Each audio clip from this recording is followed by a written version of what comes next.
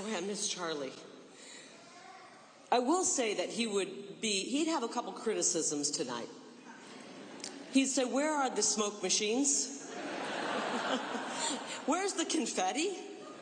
Where are the sparklers when Bobby Kennedy took the stage?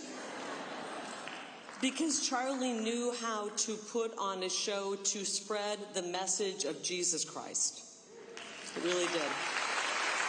Carrie Lake there, taking to the stage just a little over an hour ago at the Charlie Kirk Memorial at the Kennedy Center tonight. And so many on both sides of the aisle considering Kirk's undeniable impact on politics in this country. Charlie Kirk also had deep roots in Illinois. He was born in a Chicago suburb, and a vigil is growing in Northbrook, Illinois tonight. That's where we find NewsNation's Mills Hayes. Mills.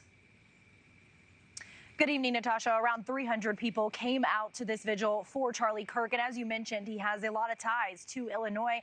He grew up in the Chicago suburbs, not too far from this area. And lots of people that were out here today, they were very upset about what happened this week. And we spoke with organizers of the event as well. One of those being Peter Christos, who was a Turning Point USA staffer. His boss was Charlie, and he told me about all of the times that Charlie showed up for him, coming to Illinois and hosting rallies with Peter himself. And he also talked to us about when we're hearing from people who have a lot of negative things to say about some of the things that Charlie Kirk said. And this is what he told us. Well, actually being someone that's in the LGBTQ community, I would just say that Charlie's not a hateful person. He's not a bigoted person. He treated everybody with respect and dignity. And anybody that says that Charlie Kirk was racist, homophobic, whatever, has no idea what they're talking about. And they are part of the reason why he was assassinated. He didn't deserve what he got.